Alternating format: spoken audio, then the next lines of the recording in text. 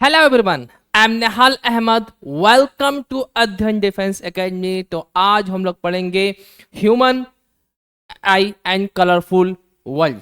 Basically पिछले lectures में हमने ह्यूमन आई का जो आई का जो पोर्शन था हमने कंप्लीट कर दिया था। आज उससे रिलेटेड न्यूमेरिकल करेंगे और एटमॉस्फेरिक रिफ्रैक्शन भी करेंगे। जैसा कि कल आपने ये भी देखा था लेक्चर्स में कि राकेश सर ने इलेक्ट्रिकल करंट पे भी लेक्चर्स बना दिया है, आपने देखा था। तो मोस्टली जो हमारा जो चैप्टर्स है वो कंप्लीट हो चुका है। 9 का जो हमारा 70 to 80% चैप्टर्स फिजिक्स में कंप्लीट हो गया है और 10th में हमारा उसमें भी मोस्टली चैप्टर जो है कंप्लीट हो गया है। सिर्फ एक magnetic effect, magnetic field due to electric current वो बचा हुआ है। ठीक है, तो basically human and colourful world को करने से पहले, ठीक है, सबसे पहले जान लेते हैं कि हमें बेसिकली क्या होगा कि उसके लिए सिर्फ हम लेक्चर्स थोड़े देखेंगे, सिर्फ लेक्चर से थोड़ी काम चलेगा। उसके लिए आपको टेस्ट भी देना पड़ेगा कि जो हमारा एसपीआई में जो क्वेश्चन आएगा कैसा क्वेश्चन आएगा। ठीक है, तो उससे पहले टेस्ट भी देना रहता है। तो आप अध्ययन डिफेंस एकेडमी में के ऐप में जाकर आप टेस्ट दे सकते हैं। ठीक है ना। बेसिकली अध्ययन डिफेंस एकेडमी में जो मॉक टेस्ट है वो कितने हैं, 5 है। ओके, तो चलिए हम कैसे मॉक टेस्ट को देंगे उसका हम लोग प्रोसेस जान लेते हैं। स्टेप बाय स्टेप प्रोसेस क्या होगा वो हम लोग देख लेते हैं। ठीक है ना। सबसे पहले क्या करेंगे कि आप प्ले स्टोर में जाएंगे, वहां पे लिखेंगे अध्ययन डिफेंस एकेडमी। ओके, या इसका लिंक भी डिस्क्रिप्शन बॉक्स में दे दिया जाएगा, आप वहां से भी इंस्टॉल कर सकते हैं। ओके, फिर इसके बाद आपको क्या करना है, लॉगिन करना है। आपको क्या करना है, यहाँ पे लॉगिन करना है। ठीक है ना, समझ में आया अच्छे से। यहाँ पे क्या करना है, लॉगिन करना है। उसके बाद आपको क्या करना है कि आप एसपीआई का जो मॉक टेस्ट पेपर है, ठीक है, उसको आपको 99 रुपीज में परचेज करना है। बेसिकली मॉक टेस्ट कितने हैं, 5 है। समझ में आया। सब गैट और मैथ में जितनी भी सब्जेक्ट है एसपीआई से रिलेटेड वो सारे यहाँ पे चैप्टर्स हैं। कितने हैं वो, 5 मॉक टेस्ट पेपर है। ठीक है ना।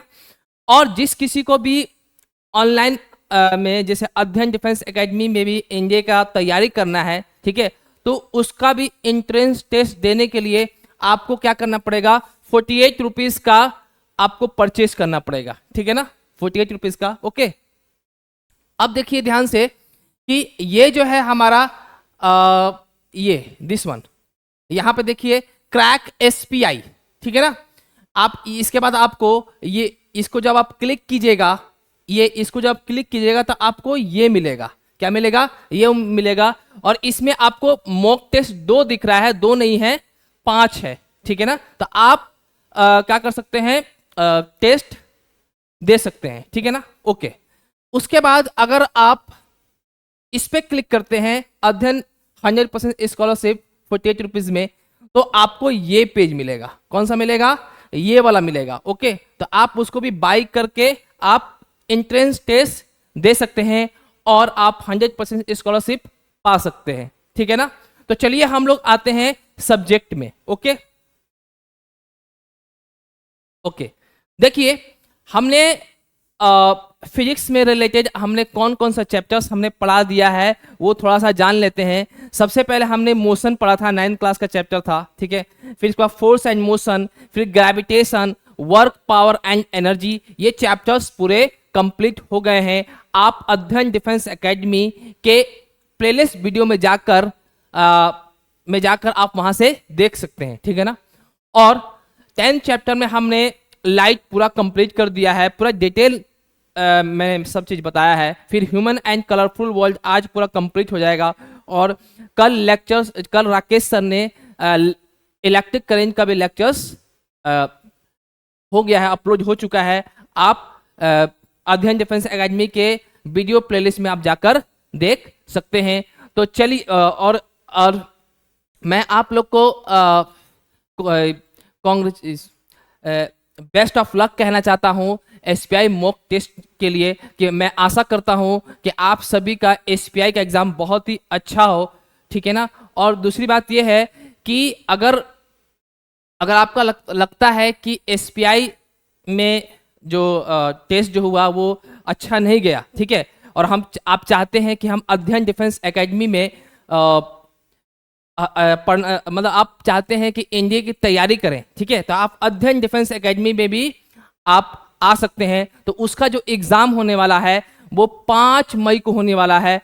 आप आ सकते हैं, ठीक है, आपका अध्ययन डिफेंस एकेडमी में आपका स्वागत है। ओके, तो चलिए हम लोग कंसेप्ट पे चलते हैं, ह्यूमन एंड कलरफुल वर्ल्ड पे चलते हैं। तो कल हमने ह्यूमन आई से रिलेटेड जितना भी चीजें हैं वो उसका पार्ट्स के बारे में, पार्ट्स कौन कौन से होते हैं, उसका फंक्शन क्या होता है, डिफेक्ट्स एंड करेक्शन में, मतलब कि अगर आंख हमारा मायोपिया हो गया, हाइपरमेट्रोपिया हो गया है, प्रेसबायोपिया हो गया है, तो उसका करेक्शन के लिए कौन कौन सा लेंस यूज होगा वो सब हमने पढ़ लिया है, लेकिन उससे रिलेटेड न्यूमेरिकल नहीं किया है। तो आज हम लोग न्यूमेरिकल करेंगे। समझ में आया चीजें? ओके, अब देखिए क्वेश्चन क्या है कि a person can not see distinctly object kept beyond 2 metre, this defect can be corrected by using a lens of power.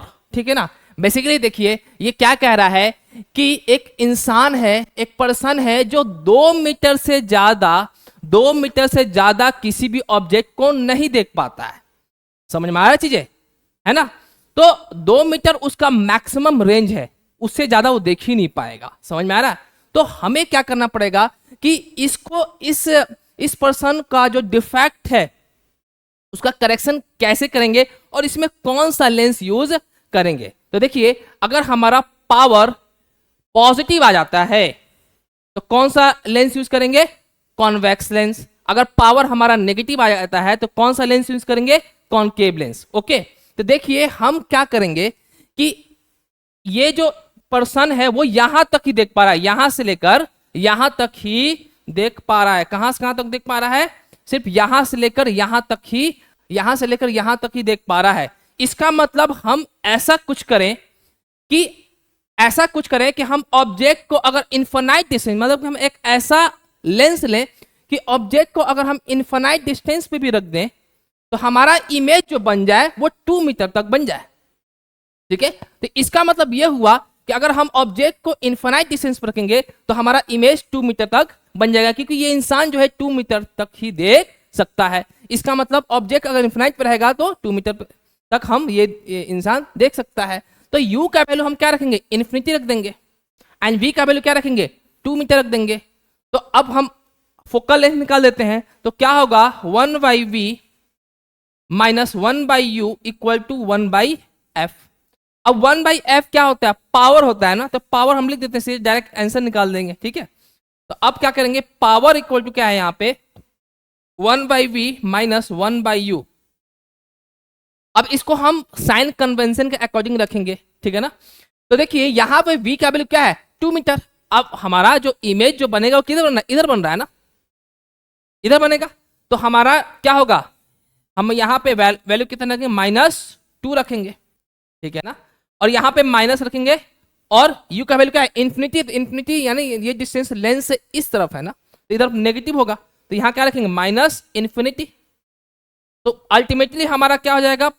Power equal to क्या हो जाएगा? हमारा -1/2 हो जाएगा। समझ में आया चीजें? ओके, तो P इक्वल टू -1/2 आया। अब P इक्वल टू -1/2 आया, इसका जो कितना आया? -0.5 डायोप्टर। ठीक है ना? क्योंकि ये किस में है? सारा मीटर में है, तो ये किस में आ गया? हमारा -0.5 डायोप्टर। तो ऑप्शन कौन हो जाएगा? बी हो जाएगा। और इसमें कौन सा माइनस किस में आता है? ये कौन सा लेंस इसको यूज करेंगे? हम कॉनकेव लेंस यूज करेंगे। तो यहां पे हमें कौन सा लेंस यूज करना पड़ेगा? Concave lens. यहां पे कॉनकेव लेंस यूज करेंगे, तो अगर हमारा ऑब्जेक्ट यहां रहेगा तो इमेज हमारा यहां बन जाएगा। समझ में आया? मेरी बातों को समझ पा रहे हैं? ठीक है, नेक्स्ट क्वेश्चन चलते हैं। नेक्स्ट क्वेश्चन देखिए क्या है कि the defective eye of a person has near point 0.5 metre and 4.3 metre. The power for corrective lens for reading purpose and seeing distant object respectively are. यानी ये बताना है कि रीडिंग पर्पस के लिए इसका अगर अगर मुझे पढ़ाई करनी है, रीड करना है, तो वो उसको करेक्शन करने के लिए पावर क्या होगा, या दूर की चीज को देखेंगे तो उसका करेक्शन के लिए पावर क्या होगा, वो हम निकालेंगे। ठीक है ना, समझ में आया चीजें? तो आप खुद सोचिए कि जैसे मैंने पिछले चीज में बताया कि इसका नियर पॉइंट कहाँ है, 0.5 मीटर है। कहने का मतलब ये है कि अगर किसी जो नॉर्मल आई होता है उसका नियर पॉइंट क्या होता है, 0.25 मीटर यानी 25 सेंटीमीटर। लेकिन इसका जो है, इस इंसान का जो नॉर्मल जो है, यानी वो जो है उसका वो कहां तक देख सकता है, वो बेसिकली उसका नियर पॉइंट क्या है, 0.5 मीटर है। समझ में आया चीजें? इसका मतलब ये हुआ कि 0.5 यानी आप ऐसे समझो जैसे ये हमारा आंख है, ठीक है? तो इस इंसान का रेंज कहां तक है, इस इंसान का रेंज कितना है, ये हमारा है कितना है हमारा 0.5 मीटर से लेकर कितना है हमारा, कितना है बताओ जल्दी से, 3 मीटर। ओके, यानी इतना डिस्टेंस है, यानी ये कहां से कहां तक देख सकता है, यहां से लेकर यहां तक ही देख सकता है। तो ये हमारा इसका, इस इंसान का ये नियर पॉइंट है, और ये क्या है हमारा फार पॉइंट है। समझ में आया चीजें? ओके, अभी नियर पॉइंट, ये फार पॉइंट। तो सबसे पहले हम नियर पॉइंट को हम क्या करेंगे कि ये जो नियर पॉइंट है ये बेसिकली क्या है, हम चाहते हैं कि इसका इमेज कहां बने, 0.5 मीटर बने। और अगर हम ऑब्जेक्ट को कम से कम 0.25 में रखते हैं तो एक ऐसा लेंस यूज करेंगे कि जिससे हमारा इसका जो फाइनल इमेज बने वो 0.5 मीटर आ जाए। इसका मतलब u का वैल्यू कितना होना चाहिए, 0.25 होना चाहिए, क्योंकि हमारा जो नियर पॉइंट होता है नॉर्मल आई में वो कितना है, 0.25 मीटर। और जो हमारा इमेज का जो इमेज जो बनेगा वो 0.5 मीटर बनेगा, क्योंकि इंसान जो है 0.5 मीटर से ही देखेगा। समझ में आया चीजें? तो इसके लिए क्या करेंगे, 1/v minus 1/u equal to 1/f। 1/f को मैं क्या करता हूं, p से रिप्रेजेंट करता हूं, तो p लिख देता हूं यहां पे। ठीक है, तो देखो v का वैल्यू क्या होगा बताओ जल्दी से, v का वैल्यू क्या है हमारा 0.5 यानी माइनस 0.5 करेंगे, माइनस u का वैल्यू क्या हो जाएगा हमारा माइनस 0.25 इक्वल टू p हो जाएगा। ठीक है ना, ओके। तो अब इसके बाद क्या होगा, देखो ध्यान से, इसको ऊपर करेंगे 1/0.5 कितना हो जाएगा 10/5 माइनस में, ठीक है, प्लस 100/25। ठीक है, तो हमारा जो p का जो वैल्यू आएगा, ये कितना p का वैल्यू है ना, तो p का वैल्यू कितना है -2 + 4 कितना होगा 2 डायोप्टर।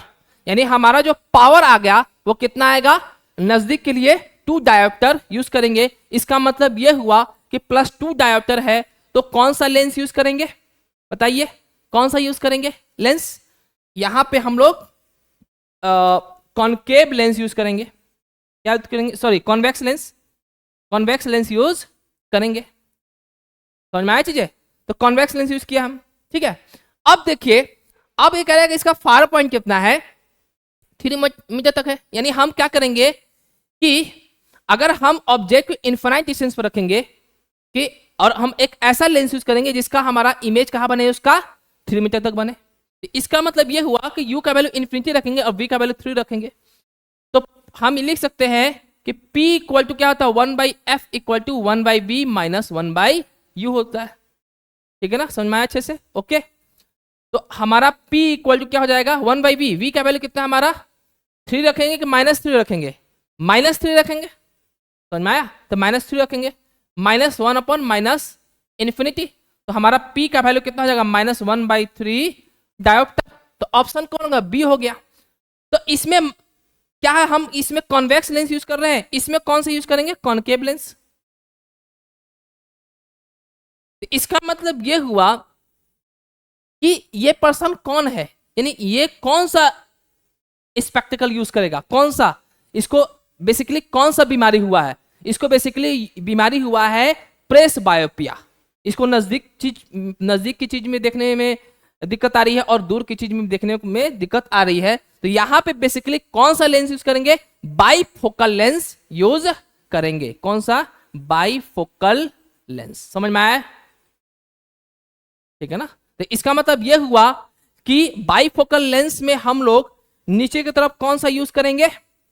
कॉन्वेक्स लेंस, और अपर पोर्शन में, लोअर पोर्शन में हमारा यूज करेंगे कॉन्वेक्स लेंस, और अपर पोर्शन में कॉनकेव लेंस यूज करेंगे। तो आपको समझ में आ गया? हमने पूरा इसमें कंसेप्ट आपको बता दिया है, इसमें आपको दिक्कत नहीं होनी चाहिए। ओके, तो चलिए हम बात करते हैं refraction of light through a glass prism. ठीक है ना। अब देखिए, ध्यान से देखिएगा कि क्या लिखा हुआ है, refraction of light through a glass prism, है ना। तो ये हमारा ग्लास प्रिज्म है। ग्लास प्रिज्म आपने देखा होगा कैसा होता है। देखिए, हाँ, ये हाथ देखिएगा हमारा ऐसे, और यहां पे हमारा क्या रहेगा, जैसे ये है ऐसे, ऐसे रहेगा। ठीक है, ऐसे, और नीचे पोर्शन, और उधर से भी क्या रहेगा, ढका रहेगा, इधर से ढका रहेगा। तो ये जो पोर्शन है, ये वाला, ये पोर्शन और ये पोर्शन, ये कैसा सरफेस होता है? जहां पे रेफ्रैक्शन होता है वो सरफेस होता है। ठीक है ना। ओके, तो यहां पर रेफ्रैक्शन होगा इस पॉइंट पे, और एक यहां पे होगा। ठीक है ना, समझ में आया अच्छे से? ओके, अब क्या होता है बेसिकली, देखो ध्यान से, ध्यान से क्या देखना है कि हमारा इंसिडेंट रे इस पे गया, ऐसे गया। जब इंसिडेंट रे इस पे जाएगा तो तुम खुद सोचो कि ये क्या है, हमारा ग्लास प्रिज्म है। ग्लास प्रिज्म का रेफ्रैक्टिव इंडेक्स ज्यादा है एज कम्पेयर टू एयर, तो ये डेंसर मीडियम में गया ना। और जब डेंसर मीडियम में जाएगा तो वह नॉर्मल से क्या होगा, दूर भागेगा। तो नॉर्मल हमारा कौन सा है? ये वाला है, दिस इज कॉल्ड नॉर्मल। तो ये नॉर्मल है, तो इसको जाना था, सॉरी दूर नहीं, नजदीक। जब रेयरर मीडियम से डेंसर मीडियम में जाएगा तो हमारा जो रेफ्रैक्टेड लाइट होगा वो नॉर्मल के तरफ मुड़ेगा। तो नॉर्मल ये है ना, तो अगर ये ऐसे जा रहा है तो ये थोड़ा सा इधर मुड़ जाएगा, यानी इधर मुड़ गया, यानी क्या हुआ, नॉर्मल की तरफ मुड़ गया। समझ में आया चीजें? उसके बाद क्या हो रहा है कि ये भी एक क्या है, जहां पे ये ऐसे सरफेस है जहां पर रेफ्रैक्शन होता है। ठीक है, तो ये हमारा क्या, इस सरफेस का ये नॉर्मल है। अब ये डेंसर मीडियम है, ये रेयर मीडियम है। अब रे ऑफ लाइट जब डेंसर से रेयर मीडियम में जाती है तो क्या होता है, वो किससे दूर भाग, वो जो है नॉर्मल से दूर भागती है। इसको जाना था इधर, लेकिन गया किधर, इधर। तो हमारा अल्टीमेटली जो हमारा रेफ्रैक्टेड लाइट जो आया, फाइनली जो रेफ्रैक्टेड लाइट जो निकला, ठीक है ना, प्रिज्म से, यानी कह सकते हैं उसको इमर्जेंट रे बोल सकते हैं। ठीक है, वो क्या होगा, वो इस डायरेक्शन में होगा। समझ में आया चीजें? अब सवाल उठता है कि what is angle of deviation. Basically हमने बताया था कि एंगल ऑफ डेविएशन क्या होता है, कि अगर इसको जाना था इधर, गया किधर, दोनों के बीच में होता है angle, that is called angle of deviation. यही बताया था हमने। तो बेसिकली देखो, अगर ये प्रिज्म नहीं होता तो ये जो लाइट है, इसको मैं दूसरा कलर से दिखाता हूं, हरा से। तो अगर ये प्रिज्म नहीं होता तो हमारा लाइट कैसे जाता, ऐसे जाता, जाता कि नहीं जाता? अरे बोलो ना मेरे प्यारे बच्चों, जाता।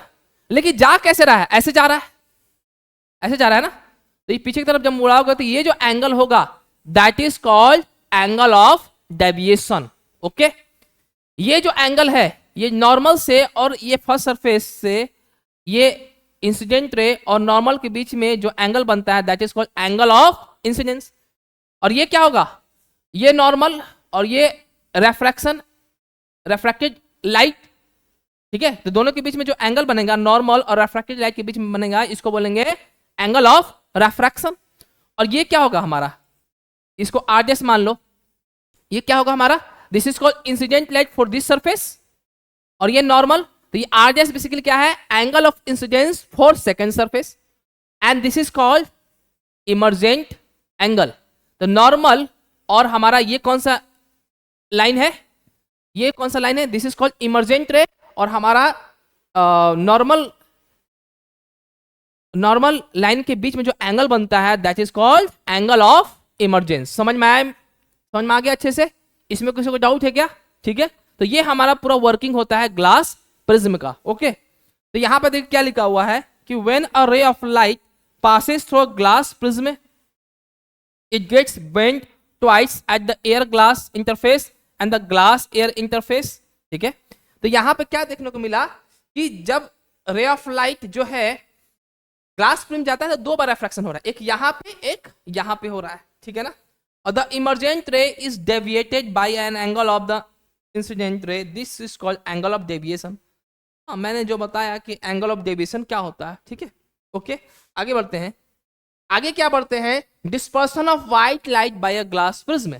ठीक है, अब ये क्या है कि डिस्पर्सन किसको बोलते हैं, बेसिकली डिस्पर्सन किसको बोलते हैं, तो the splitting of white light into when a light रे when the white light passes through a glass prism and is split into seven color, that is called dispersion। ठीक है ना, तो हम क्या करते हैं, कोई भी व्हाइट लाइट यहाँ इस पे जा रहा है, ठीक है, इस प्रिज्म पे जा रहा है, तो ये क्या होता है, ये सेवन कलर में स्प्लिट हो जा रहा है। ये बेसिकली स्प्लिट क्यों होता है, क्योंकि डिफरेंट कलर का डिफरेंट वेवलेंथ ऑफ लाइट होता है। ठीक है ना, ओके, और उसके वजह से वेलोसिटी भी डिफरेंट हो जाता है जब किसी भी मीडियम में जाता है, एयर और वैक्यूम छोड़ के। एयर और वैक्यूम में लाइट का जो स्पीड है, हर एक कलर का जो स्पीड होता है वो सेम होता है, इसलिए व्हाइट दिखता है। ठीक है ना, लेकिन डिफरेंट कलर में जाता है, जैसे हम ग्लास में जाता है तो क्या होता है, ये इसका जो स्पीड होता है हर एक कलर का वो डिफरेंट हो जाता है, और डिफरेंट होने के कारण ये स्प्लिट कर जाता है।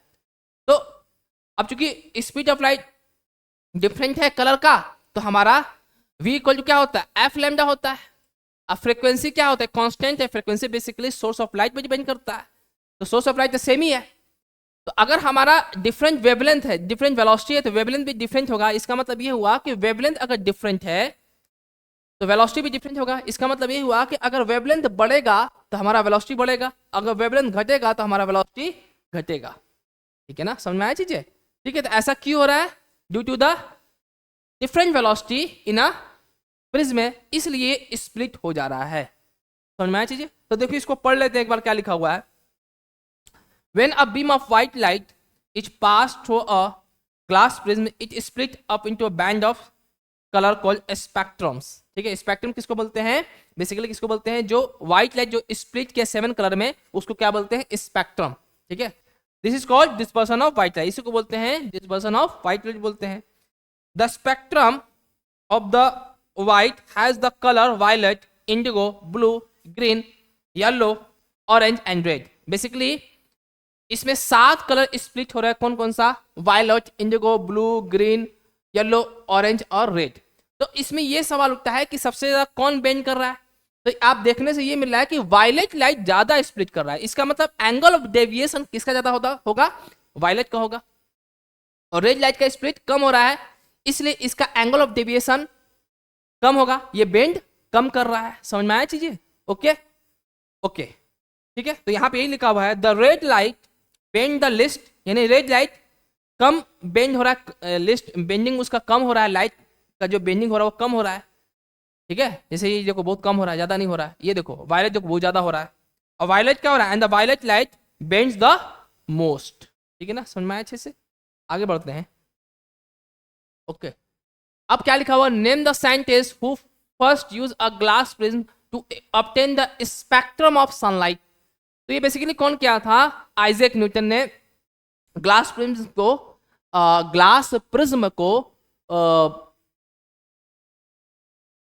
जिससे ग्लास प्रिज्म को बनाया था, ठीक है, उसके वजह से वो देखा था कि हाँ सेवन कलर में स्प्लिट हो रहा है, वो कौन थे, हमारा आइजैक न्यूटन। ठीक है ना, नेक्स्ट देखते हैं, the process of white light into its seven constituent colour is called, क्या होगा, डिस्पर्जन। ठीक है ना, इसमें ज्यादा बताने की जरूरत नहीं है, ओके।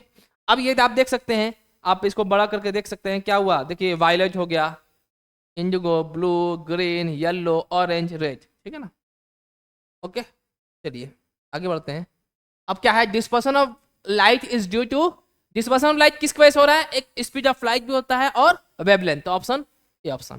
ठीक है ना, अब ये देखिए, जब मैंने क्या किया कि इसको उल्टा कर दिया, जैसे ये देखो ये दोनों क्या इन्वर्टेड है ना, इसे हम लाइट व्हाइट लाइट गया सेवन कलर में डिवाइड हुआ, अब मैंने इस प्रिज्म को फिर क्या दूसरा प्रिज्म लिया इसी सिमिलर और उल्टा कर दिया, तो फिर हमें व्हाइट लाइट देखने को मिलता है। समझ में आया चीजें। तो क्या लिखा, when a beam of white light is pass through glass prism it split up into its components colour when there is color are allowed to fall on an inverted glass prism, it recombine to produce a white light. समझ में आया चीजें? ठीक है, अब एक और करेंगे तो क्या होगा, अब एक और प्रिज्म में फिर ऐसे रख देंगे तो क्या होगा, ऐसे ऐसे रख देंगे क्या होगा, हमें 7 कलर मिलेगा. ठीक है ना, ओके. चलिए आगे बढ़ते हैं. अब देखिए यहाँ पे कि रेनबो फॉर्मेशन में क्या होता है कि देखो ये जो वाटर पार्टिकल्स है ये बेसिकली किसकी तरह बिहेव करता है, ये ग्लास प्रिज्म की तरह बिहेव करता है. आपने देखा होगा कि रेनबो में भी कितना कलर होता है, 7 कलर होता है. ठीक है ना, तो ये बेसिकली ये ग्लास प्रिज्म की तरह बिहेव करता है. तो जब इस पे लाइट पड़ता है, लाइट स्ट्राइक करता है, ठीक है, तो इस पे क्या होता है, इस सरफेस पे रेफ्रैक्शन होता है. यहाँ पे क्या होता है, रेफ्रैक्शन होता है. ठीक है, अब इसमें क्या होगा, 7 कलर में स्प्लिट हो जाएगा. स्प्लिट करेगा तो ये इधर बाहर रेफ्रैक्शन इधर नहीं होगा, वो क्या होगा, इंटरनल रेफ्लेक्शन होता है. उसको बोलते हैं टोटल इंटरनल रेफ्लेक्शन बोलते हैं. ये बेसिकली 12th क्लास का चैप्टर है, वहां आपको बताया जाएगा कि टोटल इंटरनल रेफ्लेक्शन क्या होता है. ठीक है, यहाँ पे अगर हम समझाएंगे तो आपको समझ में नहीं आएगा. ठीक है ना, तो यहाँ पे क्या होगा, टोटल इंटरनल रेफ्लेक्शन होगा जिसको बोलते हैं TIR. ओके, अब उस बाद देखते हैं कि यहाँ पे क्या होगा, फिर क्या होगा, यहाँ पे रेफ्रैक्शन होगा तो हमें ये कलर 7 कलर हमें देखने को मिलता है यहाँ पे ऐसे. ठीक है, 7 कलर देखने को मिलता है. तो सनलाइट हमारा कहाँ है, यहाँ पे. ठीक है ना, तो बेसिकली ये कब होता है कि जैसे हम बारिश हो गई, बहुत बारिश हुआ, जैसे बारिश हुआ अचानक से फिर सूरज निकल जाता है. ठीक है, एकदम सूरज एकदम कड़ा धूप निकल जाता है, तो उस समय हमको रेनबो देखने को मिलता है. तो अगर सन इस तरफ है तो रेनबो हमें इस तरफ देखने को मिलता है. ठीक है ना, यानी उसका अपोजिट साइड में. ठीक है ना, ओके. तो यहाँ पे क्या लिखा हुआ है, a rainbow is a natural spectrum appearing in the sky after rain shower. ठीक है, रेनबो क्या है, एक नेचुरल स्पेक्ट्रम है. वो कहाँ देखने को मिलता है, स्काई में मिलता है. ठीक है, कब मिलता है, जब रेन हो जाने के बाद, यानी ठीक है. It is caused by the dispersion of sunlight by water droplets present in the atmosphere. ये किस कारण होता है, वाटर, जब सनलाइट का डिस्पर्सन होता है किसमें, वाटर ड्रॉपलेट्स में. ठीक है, उसके कारण देखने को मिलता है. एटमॉस्फेयर में बहुत सारे वाटर ड्रॉपलेट्स होते हैं, वो किसकी तरह बिहेव करता है, वो प्रिज्म की तरह बिहेव करता है.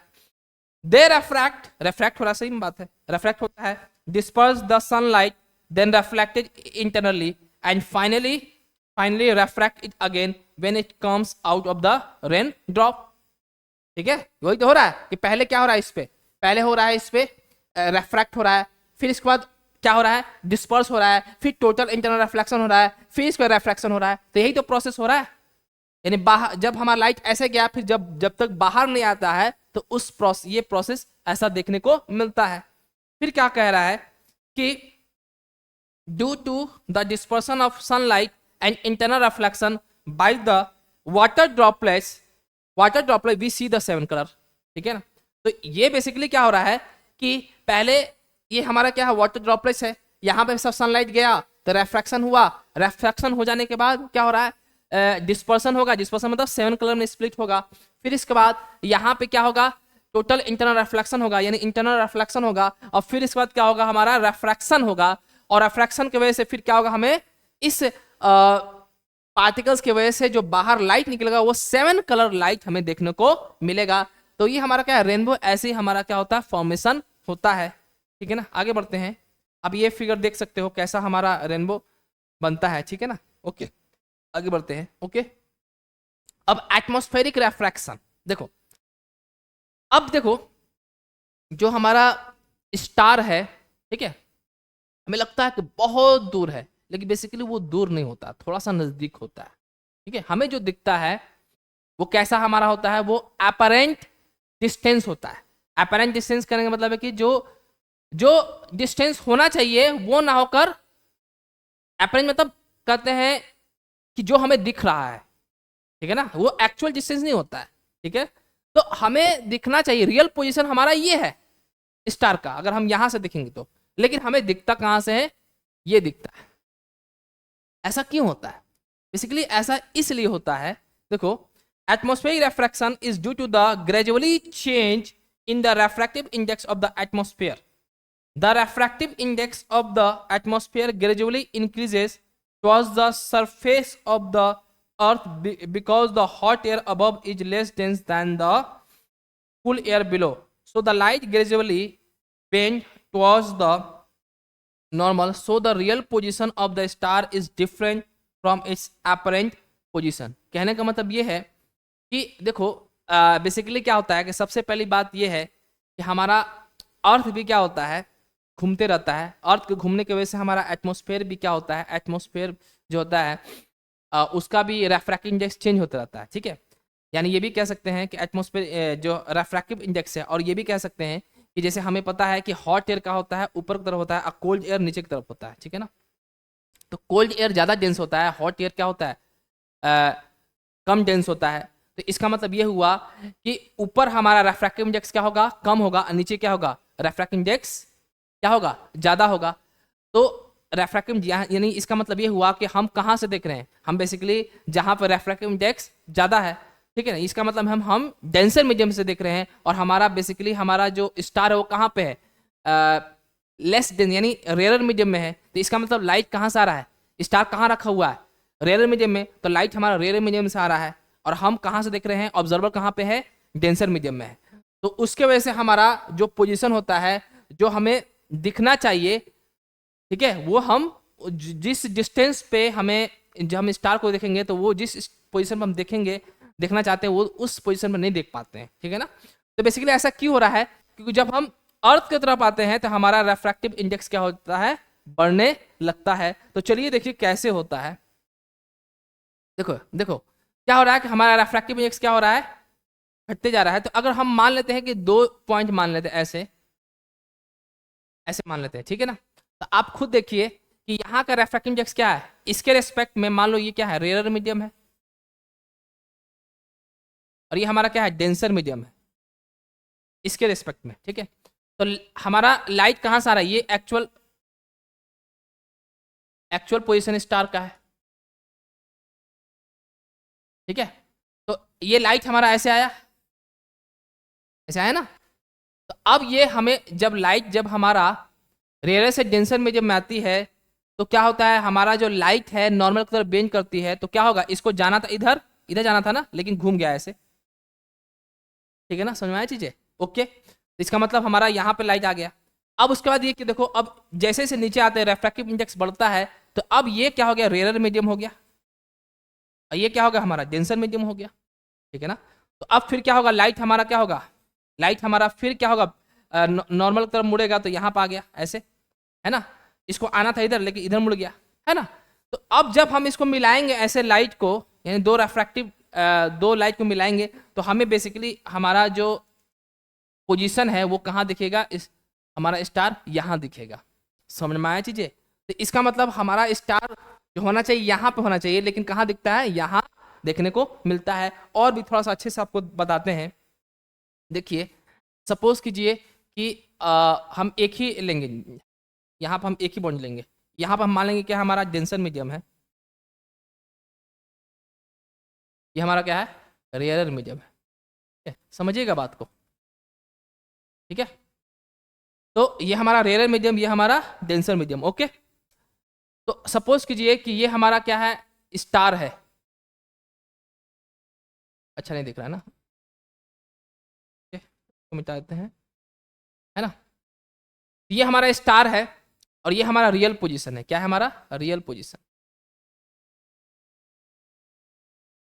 ठीक है, ओके. अब क्या है कि हम यहां से लाइट एक नॉर्मली गया, नॉर्मली इस पे गया, तो ये क्या होगा, ऐसे ही जाएगा, कोई बेंड नहीं करेगा लाइट. ठीक है ना, समझ में आया चीजें. ओके, अब क्या करेंगे, किसी भी एंगल से ये ऐसे गया, देखो हमारा एक लाइट ऐसे गया, देखो जाने का तो ऐसे भी जा सकता है और ऐसे भी जा सकता है. ठीक है, तो लाइट हमारा ऐसे गया, ये हमारा नॉर्मल है ऐसे.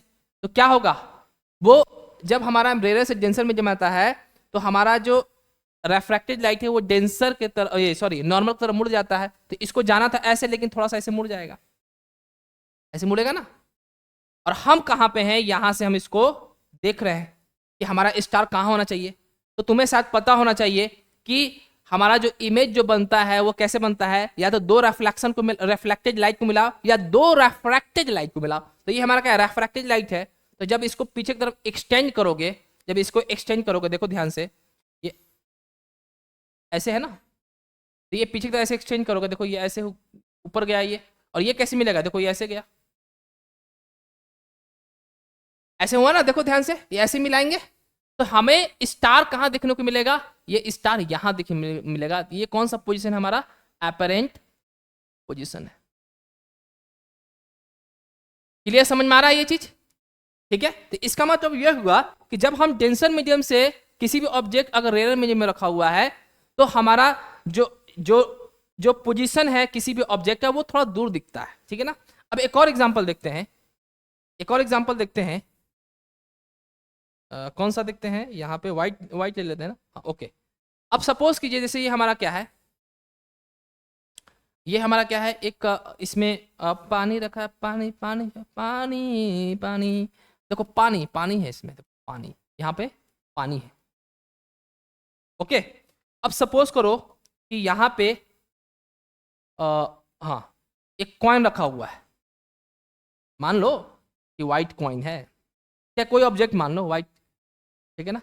तो ये क्या है, हमारा डेंसर मीडियम है, ये क्या हमारा रेयर मीडियम है। हम कहाँ से देख रहे हैं, रेयर मीडियम से देख रहे हैं। पिछले बार में हम कहाँ से देख रहे थे, डेंसर मीडियम से देख रहे थे, इस बार उल्टा हो गया केस, ठीक है। तो देखो, अब देखो ये ऑब्जेक्ट कहाँ रखा हुआ है, हमारा डेंसर मीडियम में रखा हुआ है, तो ऑब्जेक्ट से लाइट निकलता है, तो लाइट ऐसे निकला, लाइट का कलर चेंज कर देते हैं, कौन सा, पीला कर देते हैं ना, ऐसे निकला, निकलेगा ना ऐसे करके, एक लाइट ऐसे निकला, तो क्या हुआ, ये ऐसे एकदम बिना बेंड किए हुए एकदम पूरा बाहर तक निकल जाएगा। अब एक लाइट को मैं क्या करता हूँ, यहाँ से ले जाता हूँ ऐसे, ठीक है।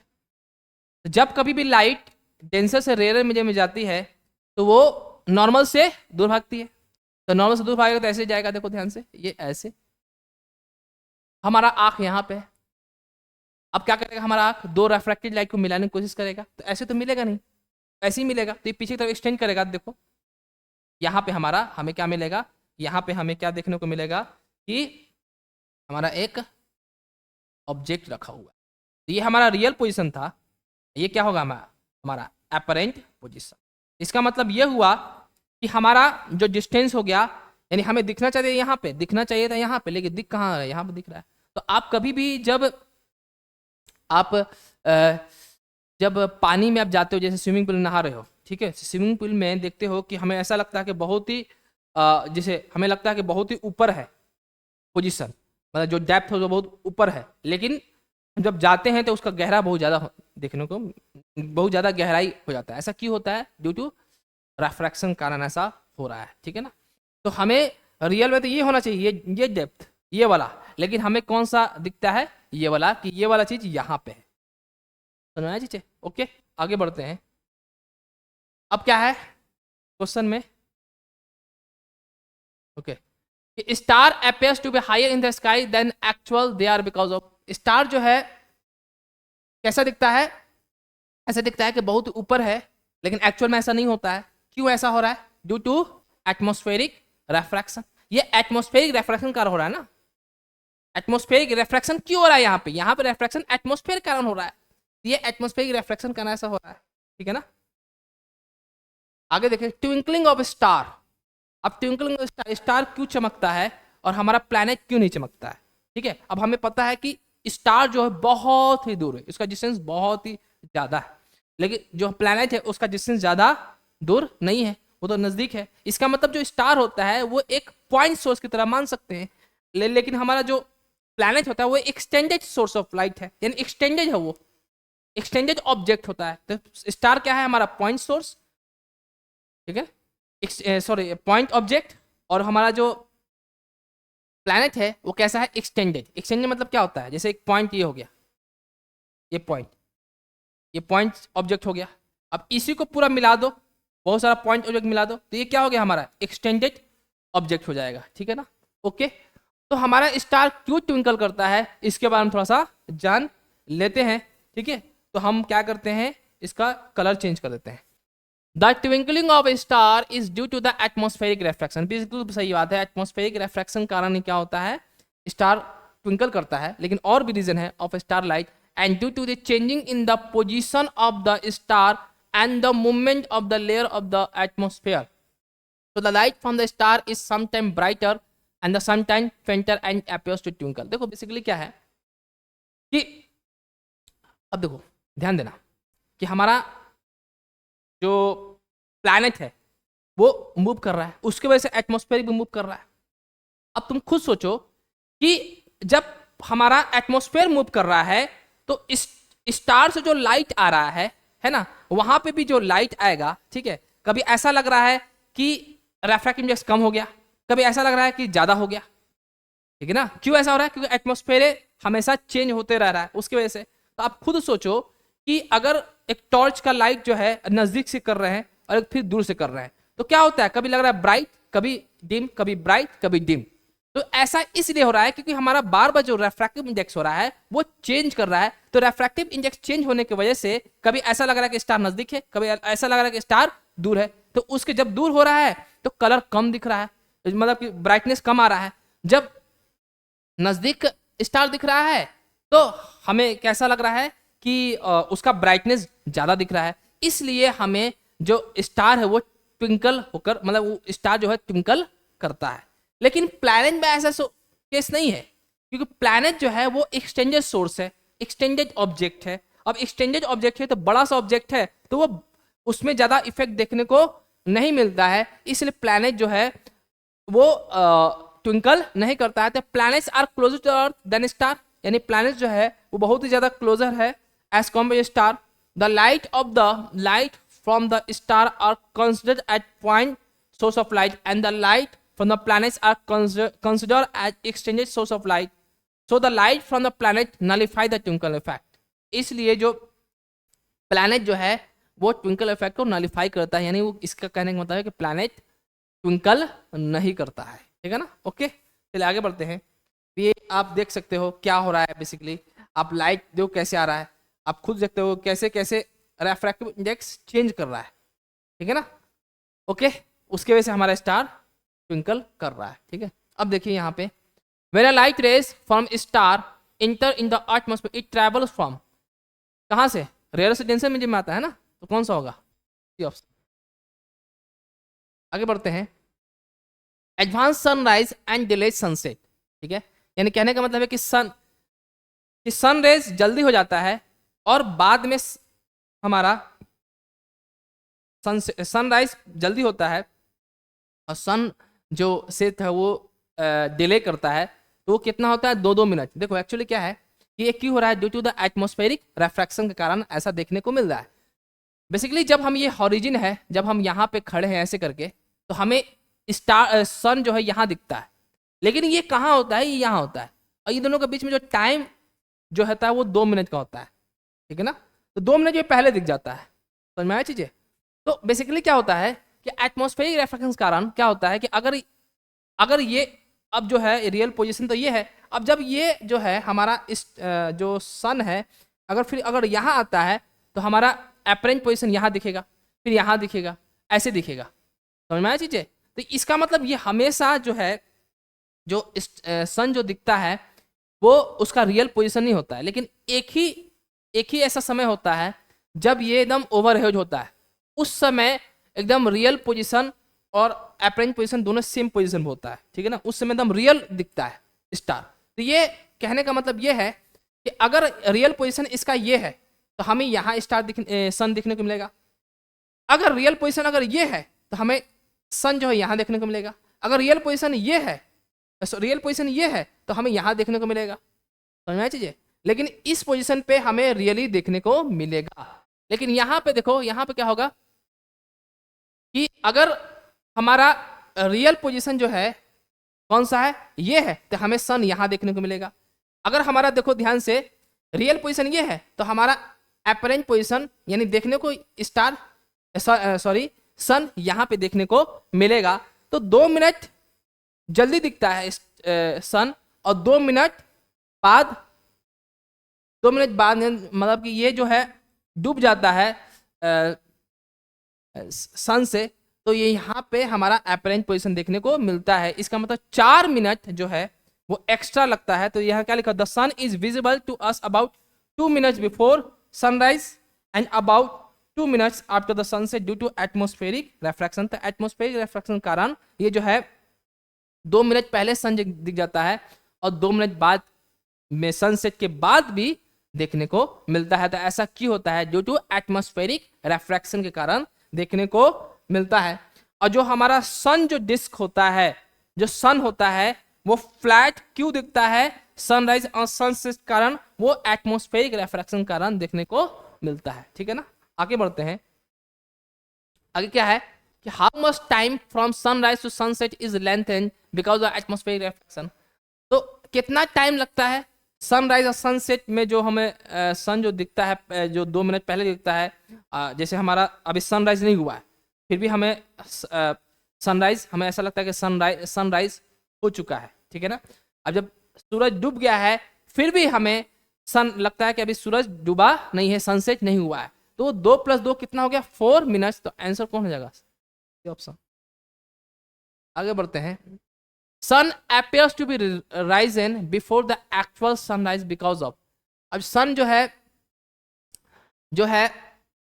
पहले दिख जाता है, जो कि एक्चुअल में ऐसा सनराइज होता नहीं है। ऐसा क्यों हो रहा है? Due to atmospheric refraction. ठीक है ना, तो ऑप्शन बी हो जाएगा। आगे देखते हैं टिंडल इफेक्ट। टिंडल इफेक्ट क्या होता है कि when a beam of light passes through colloidal solution, the path of light become visible due to scattering of light by the colloidal particle. This is known as Tyndall effect. ठीक है, colloidal solution basically क्या होता है कि ना वो colloidal solution एक ऐसा solution होता है, ना वो बैठता है ना वो सस्पेंड करता है। तो हमारा कोलाइडल सॉल्यूशन क्या होता है? बेसिकली मिल्क होता है। चाहे हमारा एटमॉस्फेयर में बहुत सारे जो पार्टिकल्स हैं वो भी क्या है, एक कोलाइडल सॉल्यूशन की तरह बिहेव करता है, वो भी एक कोलाइडल पार्टिकल्स होते हैं। ठीक है ना, तो बेसिकली टिंडल इफेक्ट क्या होता है कि जब कभी भी कोलाइडल सॉल्यूशन पे जब लाइट स्ट्राइक करता है तो उसका पाथ देखने को मिलता है, that is called टिंडल effect. Okay, जैसे आप यहाँ देख सकते हो कि आप ये देख सकते हो, ये क्या हो रहा है, ये हमें पाथ दिख रहा है कि नहीं? देखो, ये देखो लाइट है ना, यहाँ पे आपको पाथ दिख रहा है यहाँ पे। ठीक है, यहाँ से लाइट जा रहा है। ठीक है, तो यहाँ पे क्या है बेसिकली, यहाँ पे बेसिकली आपका कोलाइडल पार्टिकल्स है। ठीक है, तो वो पाथ हमें देखने को मिल रहा है। तो ये क्यों दिख रहा है? This is due to Tyndall effect. Okay, समझ में आया चीजें? तो अब देखो यहाँ क्या है, the earth atmosphere contains air molecules, water droplets, dust, smoke etcetera. ये जो अर्थ एटमोस्फेयर है बेसिकली इसमें एयर मॉलिक्यूल्स होते हैं, वाटर ड्रॉपलेट्स होते हैं, डस्ट होता है, स्मोक होता है। ठीक है, when sunlight passes the atmosphere the path of the light become visible due to the scattering of light by these particle। ये स्कैटरिंग मतलब लाइट का क्या? लाइट जिसे स्कैटरिंग करने का मतलब है कि ऐसे लाइट गया और बहुत सारा लाइट ऐसे से निकला, तो इसको बोलते हैं स्कैटरिंग। ठीक है ना, तो हो क्या रहा है कि जब ये air molecules, water droplet, dust, smoke पे जब हमारा सनलाइट पड़ता है तो उसका हमें पाथ देखने को मिलता है उस सनलाइट का। ठीक है, तो वो क्यों हो रहा है? ड्यू टू टिंडल इफेक्ट, यानी वो स्कैटर्ड हो रहा है। ठीक है ना, तो जैसे अंधेरा कमरा है और अंधेरा कमरे में एक छोटा सा होल है। ठीक है ना, तो वहां पे आपको क्या दिखता है कि बहुत सारा स्मोक, डस्ट, पार्टिकल देखने को मिलता है, यानी वो पाथ दिखता है कि नहीं दिखता है? आपने देखा होगा। तो वो क्या हो रहा है? That is called Tyndall effect. ठीक है ना, ओके, चलिए आगे बढ़ते हैं। यहाँ पे देखिए व्हाट इज टिंडल इफेक्ट क्या है? The scattering of light by particle in liquid gas. यानी बेसिकली देखो टिंडल इफेक्ट जो होता है, बेसिकली जो लाइट का जो स्कैटरिंग होता है टिंडल इफेक्ट में, वो बेसिकली एयर और गैस में देखने को मिलता है, सॉरी लिक्विड और गैस में देखने को मिलता है। ठीक है ना, तो ऑप्शन कौन हो जाएगा? A option. आगे बढ़ते हैं। Which type of light is most affected by Tyndall effect. अब कौन सा लाइट ज्यादा इफेक्ट होता है टिंडल इफेक्ट में? ठीक है ना, टिंडल इफेक्ट से कौन सा लाइट ज्यादा इफेक्ट होता है? तो कौन सा है? विजुअल लाइट होता है। ठीक है ना, कौन सा? Visual light. ओके, आगे बढ़ते हैं। What is the effect of decreasing the wavelength of light on the Tyndall effect. देखो बेसिकली देखो क्या होता है कि होता यह है कि आपको पता है कि जो वेवलेंथ होता है ब्लू का कम होता है, तो हमें इस जो स्काई है ब्लू की दिखता है, क्योंकि ब्लू लाइट का स्कैटरिंग ज्यादा होता है, समझ में आया? क्योंकि उसका वेवलेंथ कम होता है। तो जितने ज्यादा वेवलेंथ कम होगा उतना ही ज्यादा टिंडल इफेक्ट देखने को मिलेगा। तो ये जो इफेक्ट होता है स्ट्रॉन्गर होगा जब हम लाइट के वेवलेंथ को जितने ज्यादा कम होगा, टिंडल इफेक्ट का इफेक्ट ज्यादा स्ट्रांग होगा। समझ में आया चीजें? ओके, तो ऑप्शन ये ऑप्शन, ठीक है ना। आप यहाँ पे देख सकते हो ये सब क्या है, टिंडल इफेक्ट है। ये दिख रहा है ना, ये देखो लाइट का पाथ दिख रहा है, ये देखो ये दिख रहा है, ठीक है। आप यहाँ देख सकते हो ये लाइट का पाथ देख सकते हो ना, ये सब क्या हो रहा है, टिंडल इफेक्ट हो रहा है, ठीक है ना। ओके, अब ये देखो, why is the colour of this sky blue. Blue क्यों दिखता है? ब्लू इसलिए दिखता है, देखो यहाँ पे लिखो, the fine particle in the atmosphere have size smaller than the wavelength of the visible light. यानी जो एटमोस्फेयर में जो फाइन पार्टिकल्स जो होते हैं, ठीक है, उसका जो साइज होता है वो लाइट के वेवलेंथ से छोटा होता है, ठीक है।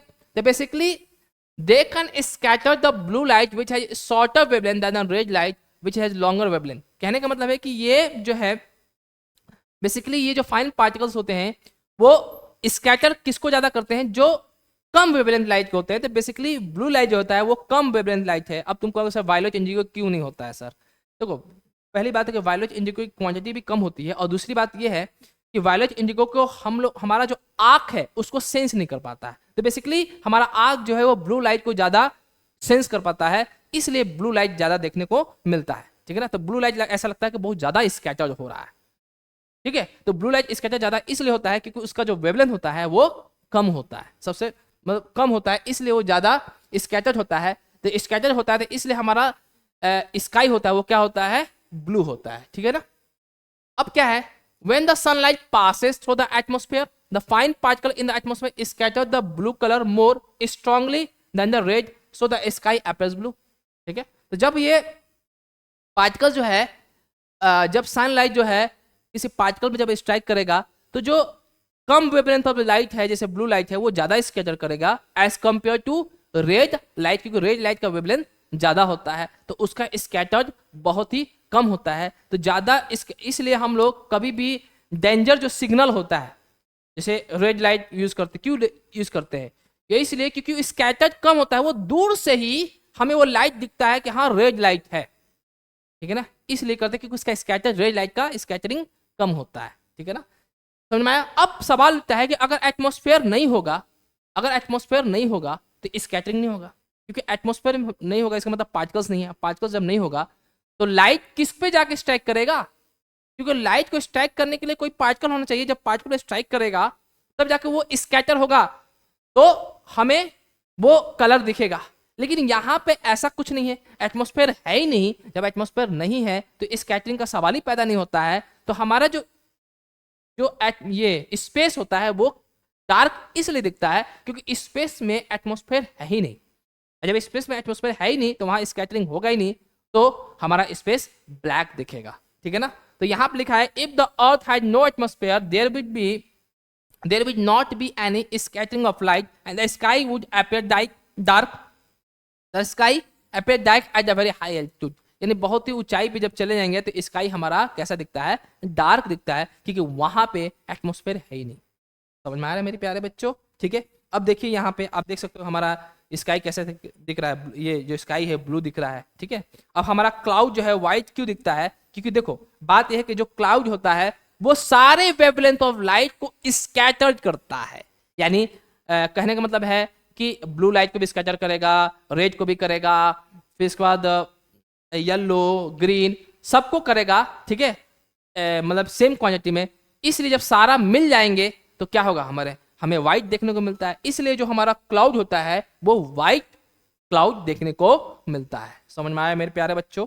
ठीक है, चलिए आगे हम देखेंगे कि सनसेट के समय हमें यहाँ पे रेडिश क्यों मिलता है, सनसेट और सनराइज के समय हमें रेडिश क्यों मिलता है, आगे देखते हैं, ठीक है।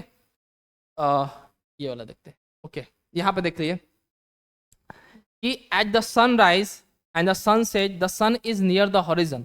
सनराइज के समय और सनसेट के समय ये कहाँ होता है, हॉरिजन पे होता है, हमारा कौन, सन होता है, ठीक है।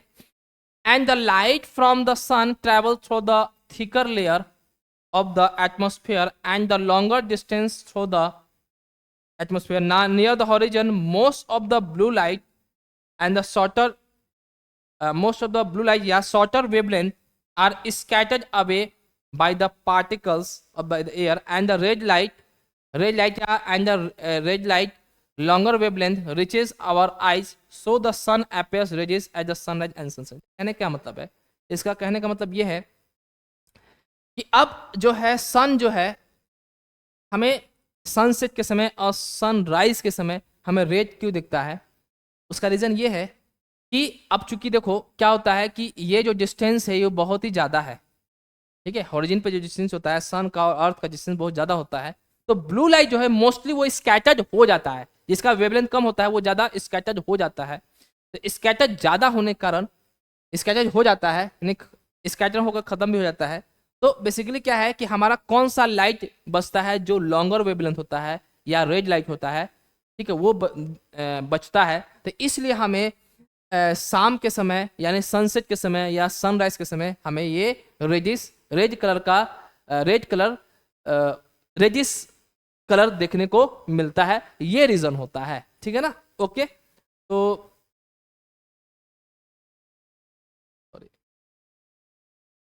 ये देखिए आप देख सकते हो कि हमारा जो स्पेस है देखो कैसा दिख रहा है, ब्लैक दिख रहा है, ठीक है ना। तो यहाँ पे एटमॉस्फेयर है ही नहीं।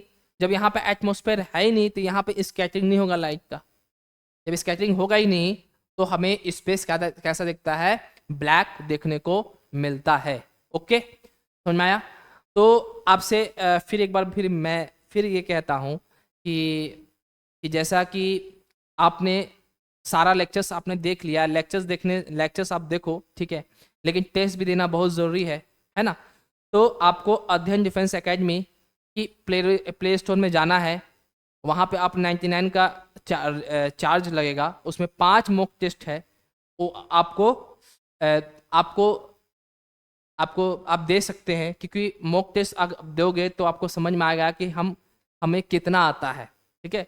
इसलिए टेस्ट बहुत ही ज़्यादा ज़रूरी होता है। और जिसको भी अध्ययन डिफेंस एकेडमी में एडमिशन लेना है एनडीए के लिए, ठीक है ना, जिसका जैसे एसपीआई थोड़ा सा किसी कारणवश खराब चला गया, ठीक है, अच्छा नहीं गया, तो वो अध्ययन डिफेंस एकेडमी में आपका स्वागत है। तो उसके लिए आप 100% स्कॉलरशिप के लिए 100% स्कॉलरशिप तक आप उसके लिए 49 या 48 का रिचार्ज करोगे तो वहाँ पे एंट्रेंस टेस्ट भी होगा, आप दे सकते हो, ठीक है।